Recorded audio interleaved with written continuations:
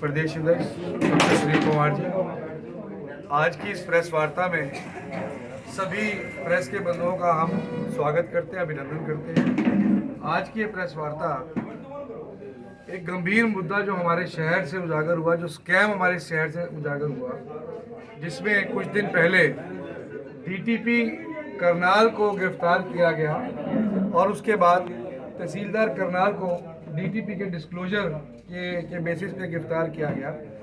उसके ऊपर विभिन्न पहलुओं के ऊपर और ज़्यादा जानकारी देने के लिए प्रेस के माध्यम से, आप सब साथियों के माध्यम से कुछ प्रश्न करनाल की जनता से के बीच में भी छोड़ने आवश्यक है, उनकी राय लेनी भी आवश्यक है, और कुछ प्रश्न हरियाणा के मुख्यमंत्री, करनाल से विधायक, उनसे पूछने भी आवश्यक है, और करनाल की जनता की भावना उन तक पहुंचे, ये भी बहुत आवश्यक है। इस मुद्दे को लेकर के आज की इस प्रेस वार्ता का आयोजन किया गया है। आप सबका मैं स्वागत करता हूँ। 3 दिन पहले स्टेट विजिलेंस ब्यूरो ने रिश्वत कांड, डीटीपी रिश्वत कांड का जो उजागर किया, हमारी दृष्टि में ये आज तक के करनाल के इतिहास का सबसे बड़ा भ्रष्टाचार का एक स्कैम।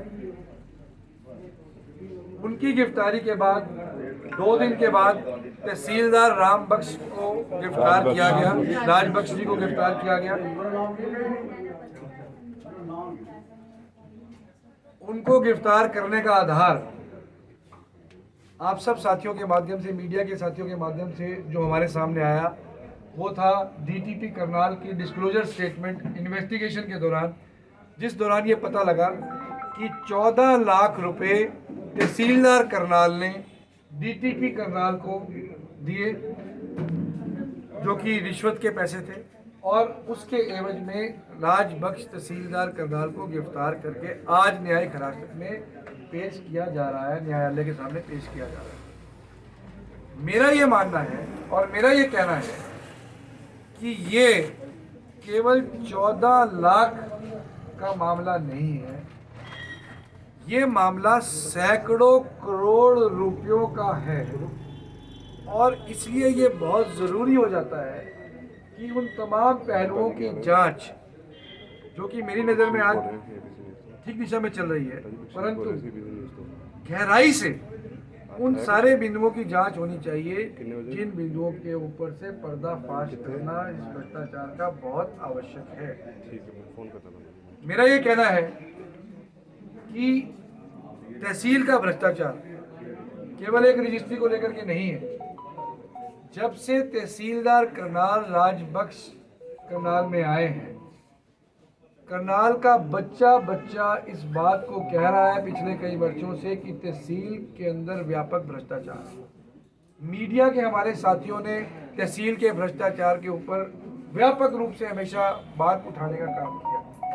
सीएम विंडो के ऊपर लगातार कंप्लेंट्स करनाल शहर के लोगों ने तहसील में चल रहे भ्रष्टाचार के ऊपर की हैं, परंतु अपने आप को जीरो टॉलरेंस अगेंस्ट करप्शन कहने वाली सरकार के कान के ऊपर पिछले कई वर्षों से कोई जू नहीं रही थी। आज मैं आपके समक्ष ये बताना चाहता हूँ कि लगभग 4000 से ज़्यादा रजिस्ट्रियां तहसीलदार साहब के कार्यकाल के दौरान विभिन्न गैर कानूनी कॉलोनियों के माध्यम से पिछले 2-3 वर्षों में की गई। कितनी बताइए? लगभग 4000। हमारी टीम ने, हम साथियों की टीम ने इन तमाम मुद्दों पे, इन रजिस्ट्रियों के ऊपर हमने बहुत कोशिश की इन रजिस्ट्रियों की कॉपी निकालने के लिए, और मैं कामयाब हुआ। उन 4000 में से लगभग 1-1.5 हज़ार तो मेरे पास ही पड़ी है।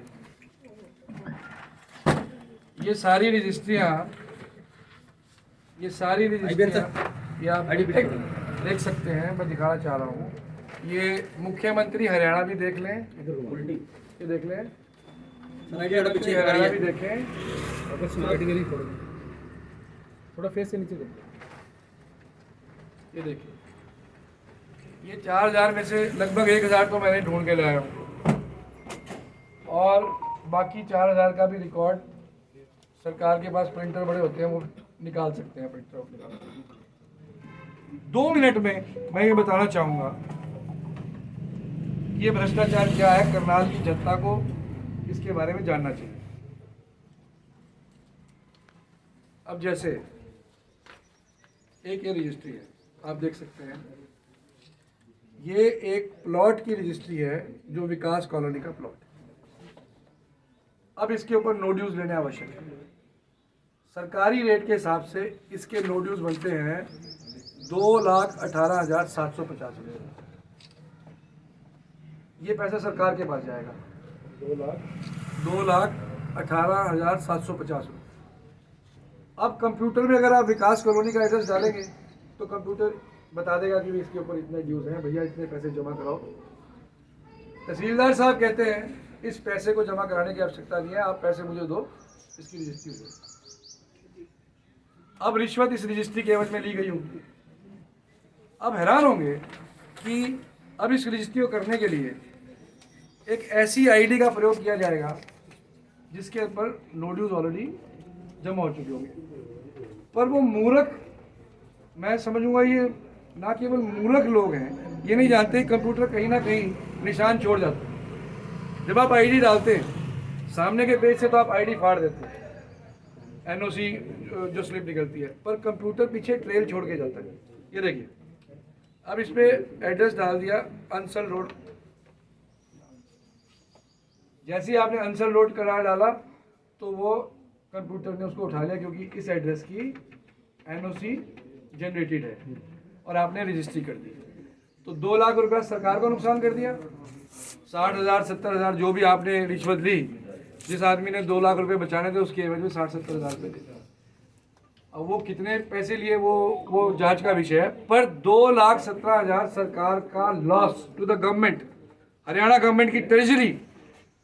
Embezzlement of that fund has taken place apart from corruption के अलावा embezzlement of fund of Haryana government, ये ज़्यादा सीरियस है, ये हुआ है।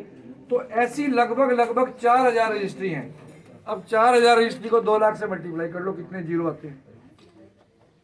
4,000 रजिस्ट्री को आप 2 लाख रुपए से मल्टीप्लाई कर लें तो आप देख सकते हैं कि कैलकुलेटर के अंदर जीरो खत्म हो जाएंगे। आप समझ ही नहीं पाएंगे कि वो 100 करोड़ है कि 200 करोड़ है कि 50 करोड़ है कि 80 करोड़। अब ये कन्फेशन स्टेटमेंट केवल 14 लाख रुपए की पर आकर के केस खत्म नहीं होता। मेरा ये निवेदन है कि इन्वेस्टिगेटिंग एजेंसी इन तमाम रजिस्ट्रियों को कब्जे में ले, और इसको मुख्यमंत्री जी बारी बारी कहते हैं कि सबूत दे। अब मैं इस बार पे आ रहा हूं कि इनके सबूत मांगने की जरूरत नहीं है। मुख्यमंत्री जी, ये तो आपके रिकॉर्ड में ही पड़े हैं, आपके पोर्टल में अवेलेबल है, मैंने आरटीआई भी नहीं लगाई है, ये आपके पोर्टल पे से ही डाउनलोड कर ली है रजिस्ट्रियाँ और उनके प्रिंट आउट निकाल लिए हैं। तो जो स्पष्ट बता रहे हैं कि इस प्रकार का घोटाला उजागर हुआ है। तो इन्वेस्टिगेटिंग एजेंसी से मेरी रिक्वेस्ट है आपके माध्यम से कि सबसे पहले तो पिछले 3 साल की इन 4,000 रजिस्ट्रियों को अपने कब्जे में, जितनी भी रजिस्ट्रियाँ कब्जे में लेकर के एक एक रजिस्ट्री की गहनता से जांच हो, और जो पैसा हरियाणा सरकार के खजाने में जाना चाहिए था उस पैसे की रिकवरी करके वो सरकार के खजाने में डालने का काम हो। ये मेरी पहली डिमांड इसके लिए। दूसरा, बीजेपी ने कहा कि हम जीरो टॉलरेंस की सरकार है। जीरो टॉलरेंस मुझे लगता है एक शब्द किसी डिक्शनरी में या कहीं बीजेपी के नेताओं ने पढ़ लिया और उसका इस्तेमाल कर लिया। जीरो टॉलरेंस का मतलब है कि आज कोई घटना घटी, हमने बर्दाश्त नहीं की और हमने तुरंत कार्रवाई कर दी। It is not a case of zero tolerance, it is a case of continuous offence. ये ऑफेंस कंटिन्यूस ऑफेंस की श्रेणी में आता है। कंटिन्यूस ऑफेंस वो होता है जो लगातार घट रहा हो।